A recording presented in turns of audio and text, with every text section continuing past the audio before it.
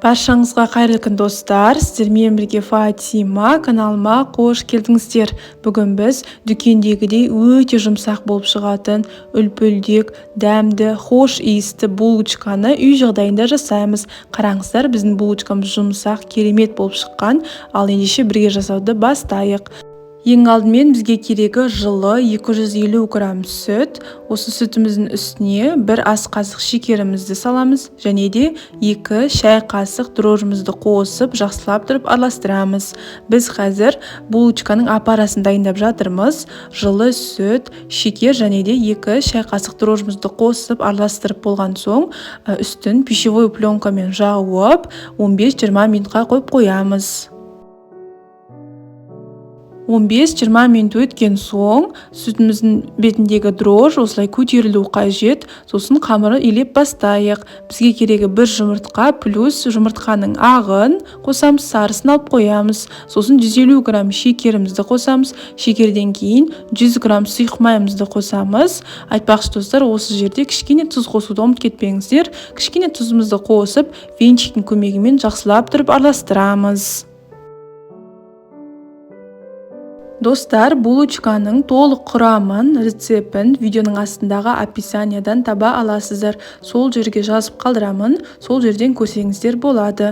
Ендігі кезекте ұнның кезегі. Ұнды мен 3 бөлікке бөліп барып қосамын. Бұл жерде осындай 1 стаканның ішінде бірінші 300 грамм ұн болады. Осы 300 грамм ұнның бәрін осылай електен өткізіп алдым. Електен өткізіп болған соң, венчиктің көмегімен бір керкі болғанша араластырамыз. Мінекей, мына шетте 300 грамм ұнымызды қосып араластырып болған соң, бізде осындай сұйық қамыр шықты. Сосын тағы осындай бір ыдыста 300 грамм болады. Тағы 300 грамм ұн қостым. Достар, міндетті түрде електен өткізейік ұнымызды, себебі ұнның арасында қоқыстар болуы мүмкін. Осылай тағы 300 грамм ұнымызды електен өткізіп болған соң, шамамен осы жерде барлығы мен 600 грамм ұн қостым. 600 грамм ұн қосып, осылай венчиктің көмегімен араластырып көрсем, қараңыздар, біздің қамырымыз қолға жабысып жатыр. Бізге қолға жабыспайтын қамыр керек, сол үшін де тағы да мен 100 грамм ұн қостым. Яғни барлығы осы булочканың қамырына менде 700 грамм ұн кетті. Осы 700 грамм ұнды қосып, жақсылап тұрып осылай илеген соң, қолға жабыспайтын өте жұмсақ қамыр шықты. Сіздерде де қолға жабыспайтын жұмсақ қамыр шығу керек. Достар, әр үйдің ұны әр түрлі болады. Ұнды өздеріңіздің қамырларыңызға қарай қосыңыздар. Сіздерде өте жұмсақ, қолға жабыспайтын қамыр болып шығу үшін 650 грамм немесе 750 грамм ұн кетуі мүмкін. Сол үшін де қамырларыңызға қарай ұнды қосыңыздар. Сіздерде қолға жабыспайтын өте жұмсақ бір келкі қамыр шығуы қажет.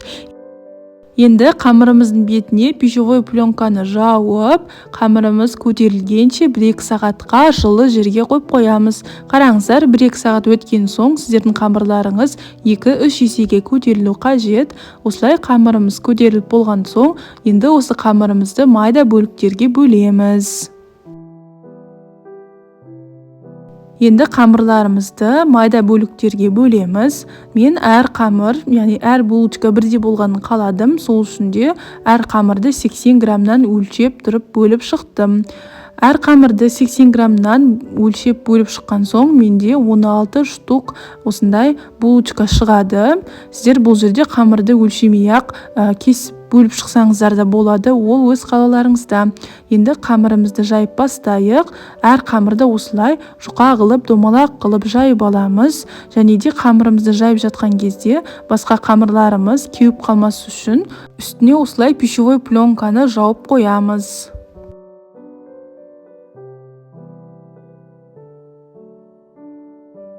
Достар, осы менің YouTube каналымда басқа да оңай жасалынатын булочка, печеньелердің рецепті бар. Осы видеоны көріп болған соң, сол басқа видеоларымды да көріп шығыңыздар. Ал енді осы булочканың арасына біз вареный сгущенка салып жатырмыз. Сіздер бұны салмасаңыздар да болады. Немесе вареный сгущенканың орнына шоколад, яғни шоколадный паста, немесе варенье қоссаңыздар болады.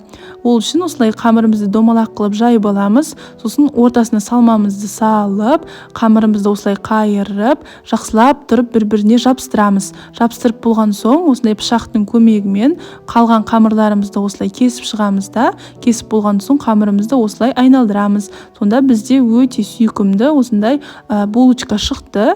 Енді осы булочканы осылай пергамент қағазы төселген формамыздың үстіне қатарынан қойып шығамыз. Және де айтпақшы достар, осы кезде пештеріңізді 180 градусқа қыздырып қойыңыздар. Сосын жұмыртқаның сарысын жағып шығамыз. Бұл жұмыртқаның сарысы бағана қамырына ағын қосқанбыз, ал сарысын осылай алып қойғанбыз. Сол осы сарысы. Сіздер осы видеоны қай қаладан немесе қай елден көріп жатырсыздар, комментарияға жазып қалдырыңыздар. Мінекей біздің булочкаларымыз пісуге дайын тұр. Булочканы қызып тұрған пеште 180 градуста 25 пен 30 минут аралығында пісіреміз. Булочкамыз қызарып пісіргенше пісіреміз.